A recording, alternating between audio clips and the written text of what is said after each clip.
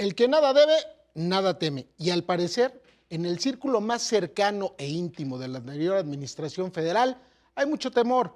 Hoy por la mañana se dio a conocer que 3 de los hijos del expresidente López Obrador, Andrés Manuel, José Ramón y Gonzalo López Beltrán, obtuvieron diversos amparos para impugnar posibles órdenes de detención o aprehensión en su contra.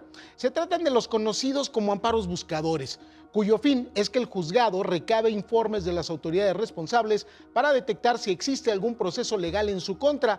Pero, ¿cuál es el fondo de esos amparos? Los hijos del expresidente López Obrador quieren saber si están involucrados en las investigaciones que realiza la Fiscalía de la República por el escándalo de la importación ilegal de combustibles, el huachicol fiscal, que ha llevado a prisión a altos exfuncionarios de la Secretaría de Marina. En al menos 2 de los amparos figuran también los nombres de otras 14 personas que han sido mencionadas en las investigaciones. Los involucrados deberán cubrir una fianza de 10,000 pesos para hacer efectiva la medida. Cuentan con 3 días para ratificar la solicitud. Los hijos del expresidente Andrés Manuel López Obrador buscaron la protección del Poder Judicial en diversos estados del país, ya que no fue solo uno, sino que son 3 los amparos que se obtuvieron en su nombre. Uno en la Ciudad de México, presentado ante el Juzgado Noveno de Distrito en materia administrativa. Busca proteger no solo a Andy y a Gonzalo, sino también otras figuras relacionadas con la red de huachicol. Uno más en Tabasco, casualmente, solicitado ante el Juzgado Primero de Distrito, al que se pidió protección para Andrés Manuel, Gonzalo y José Ramón López Beltrán. El tercero en Zacatecas, donde se admite el recurso para brindar protección a varias personas ligadas con este caso. Y bueno, en respuesta, esta tarde, Andy López Beltrán rechazó que él y su hermano Gonzalo hayan tramitado amparos para evitar una detención. De su hermano José Ramón no dijo nada. En redes sociales publicó una carta donde explica que no conocen a quienes tramitaron el documento, se lo hicieron gratis. El hijo del expresidente recurrió a la clásica receta. Acusa a sus adversarios de haber construido toda esta farsa para vincularlos al tema del huachicol fiscal. El secretario de organización de Morena negó tener relación con los implicados en el caso. En el comunicado señala: renunciamos tajantemente a dicho trámite y solicitamos al área correspondiente del Poder Judicial que investigue sobre el caso, ya que sabemos que no se trata de un solo trámite, sino de muchos realizados en varios juzgados. Por cierto, trascendió que el abogado Juan Francisco Rodríguez Smith McDonald, relacionado con el narcotraficante Rafael Caro Quintero, fue quien tramitó uno de los amparos. Sin embargo, el propio abogado lo negó. Advirtió que interpondrá una denuncia ante la Fiscalía de Zacatecas, lo cual ya hizo esta noche, por los delitos de usurpación o suplantación de identidad. Otro nombre que figura en los amparos es el de la abogada Heribel Mejía Barrios, quien presentó unas semanas previas un recurso para proteger a Tania Contreras, nueva presidenta del Poder Judicial de Tamaulipas. Sí, así es el licenciado Juan Francisco Rodríguez Smith McDonald. Platícame, ¿y qué viene a ser el día de hoy a la Fiscalía? Sí, mire, vengo a interponer una denuncia, porque el día de hoy me di cuenta como a las 12 del día que supuestamente yo tramité un amparo, cosa que es falso, totalmente falso, por eso vengo aquí. Creo conocer quién pudo haber sido el responsable y es la segunda vez que me tienen en algo así mediático, de importancia nacional. Pienso que puede ser afectado en un futuro igual mi nombre, como sea. Por eso mismo acudí aquí a la Fiscalía para que las autoridades hagan sus correspondientes investigaciones. Yo ya di los datos precisos. Este caso enfrentó al partido oficial con la oposición. El PAN señala que si hay un amparo, hay culpabilidad, mientras que Morena rechazó que los hijos del expresidente busquen la protección federal.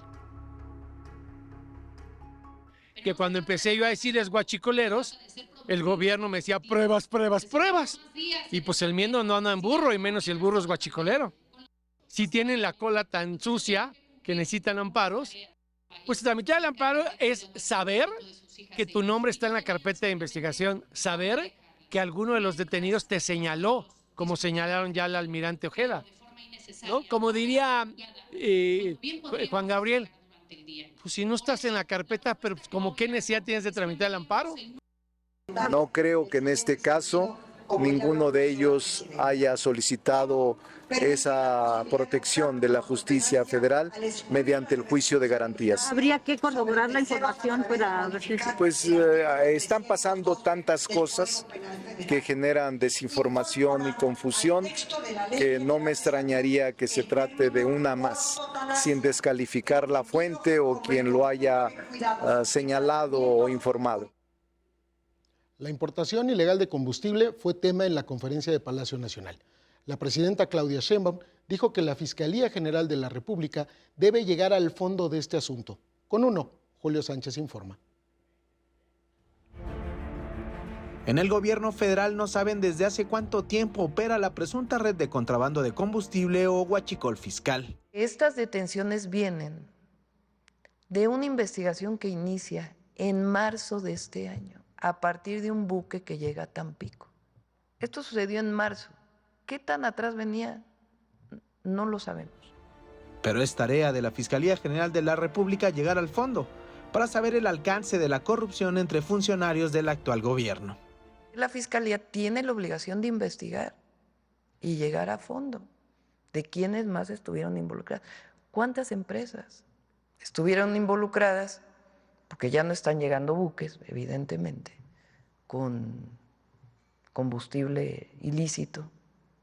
Entonces, ¿qué empresas compraban ese combustible ilícito? Entonces, muy importante lo que se está haciendo y que no hay impunidad.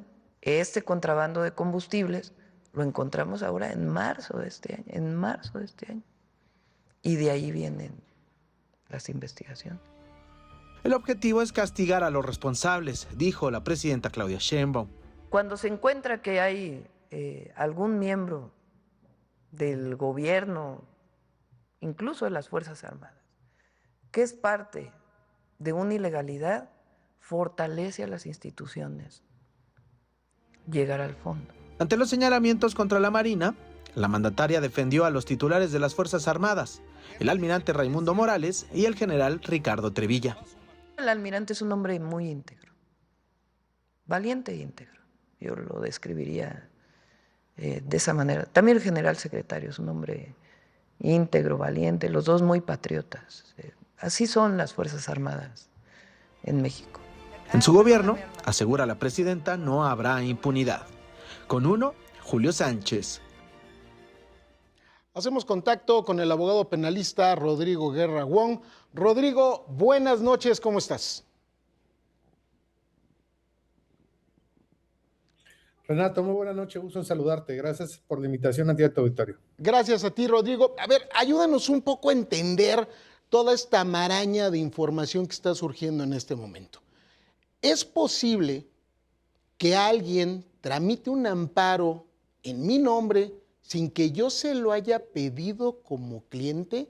Y otra más, ¿es posible que alguien se haga pasar por otro abogado y presente los amparos, se obtenga el amparo y el juez nunca haya corroborado la identidad jurídica de los tramitantes y del abogado litigante? Bien, en atención a lo que planteas, lo respondo en ese mismo orden, Renato. Primero, ¿es válido promover amparos en representación de otra persona? La respuesta es sí. Esto lo estipula la propia ley de amparo, pero tiene algunas limitantes. Te las comparto. El amparo en representación es válido promoverlo, sea física o electrónicamente, cuando se están violando derechos constitucionales, también derechos humanos establecidos en la propia Constitución, particularmente cuando se trata de un menor de edad, por ejemplo, los papás lo pueden representar, o en su caso cuando es alguna persona incapaz o un interdicto.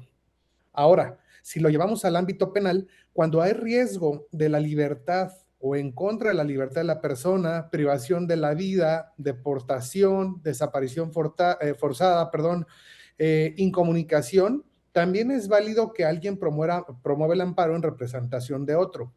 Sin embargo, al momento de promover el amparo, sea electrónico o sea físico, obviamente alguien lo tuvo que haber firmado.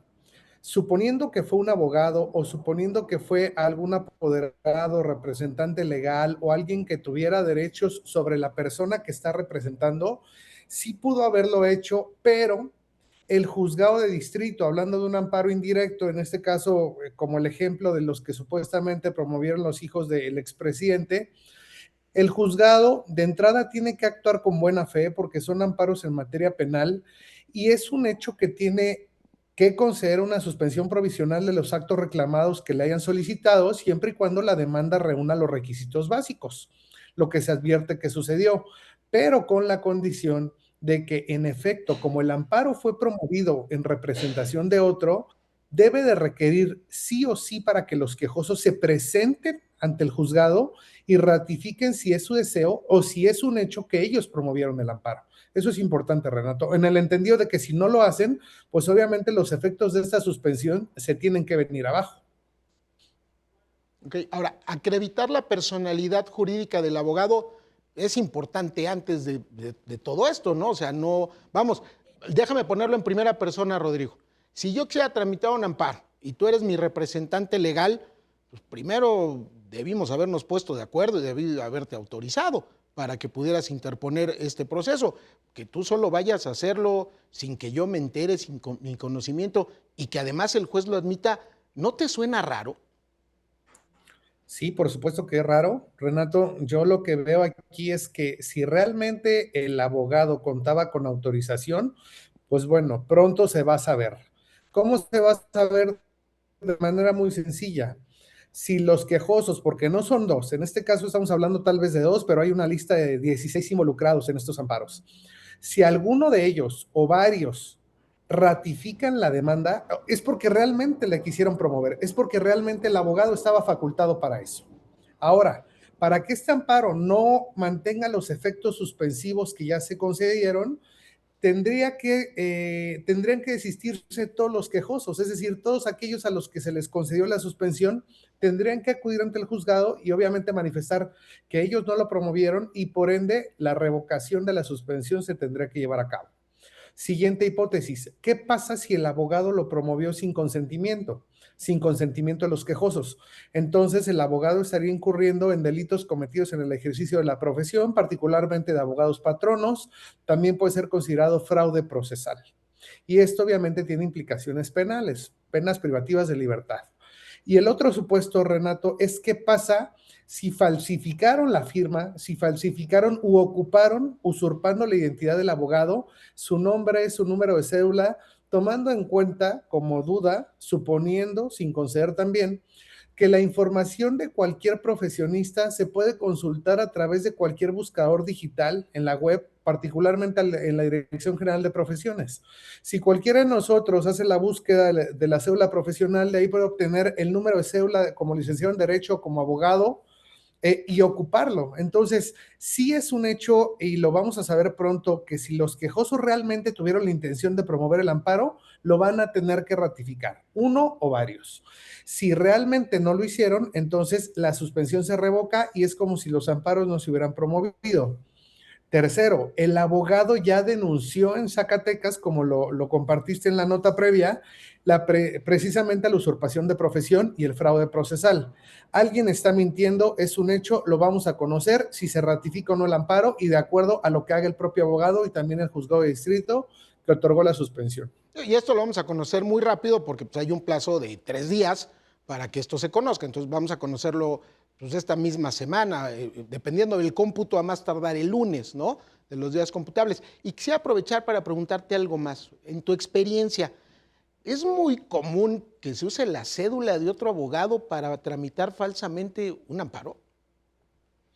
No, por supuesto que no es nada común, es algo sorprendente. De hecho, este caso puede generar un antecedente, un precedente también judicial para tomar medidas sobre cómo promover este tipo de amparos. Entiendo y creo que el auditorio también debe estar de acuerdo en que en algunos casos específicos, claro que es válido promover un amparo en representación de otro.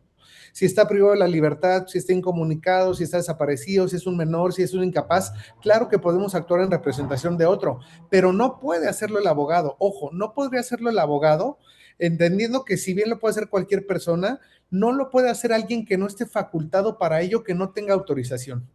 Y si alguien se aventó, se atrevió a falsificar firma, a aprovecharse de una cédula, es un delito federal y entonces se tiene que sancionar. Creo que hay forma, hay medios electrónicos, hay una fiscalía en delitos informáticos, hay cámaras de videovigilancia a través de las cuales podemos saber si se promovió físico o electrónicamente, rastrear esa cadena y saber realmente quién lo hizo, si es que se hizo de manera indebida.